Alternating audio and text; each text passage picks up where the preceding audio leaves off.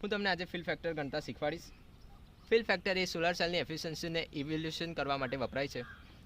તો fill factor બરાબર VMP into IMP upon વીઓસી into ISC, જ્યાં વીએમપી એ મેક્સિમમ પાવર વોલ્ટેજ છે અને આઈએમપી એ મેક્સિમમ પાવર કરંટ છે, જ્યારે વીઓસી એ ઓપન સર્કિટ વોલ્ટેજ છે, જ્યારે આઈએસસી એ શોર્ટ સર્કિટ કરંટ છે. તો આપણે તેના ડેટા શીટ પરથી લઈશું. આ ટોપ્સન કંપનીની ડેટા શીટ છે, તેના પરથી આપણે ડેટા લઈશું.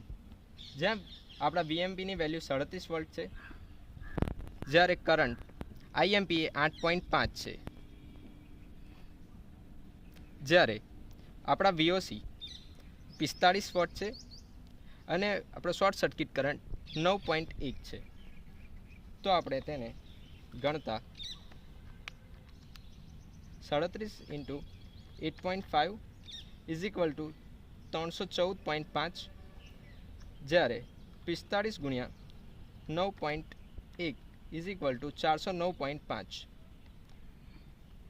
તો ફિલ ફેક્ટર બરાબર આપણને 314.5 ભાગ્યા 409.5 ઇઝ ઇક્વલ ટુ 0.7680 મળે છે.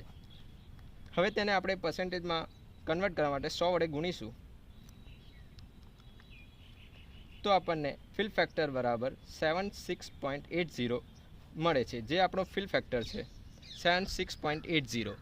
ફિલ ફેક્ટર જે 1ની નજીક હોય તો સારું કહેવાય, અને જે 0.4 કરતાં ઓછો હોય તો ખરાબ છે.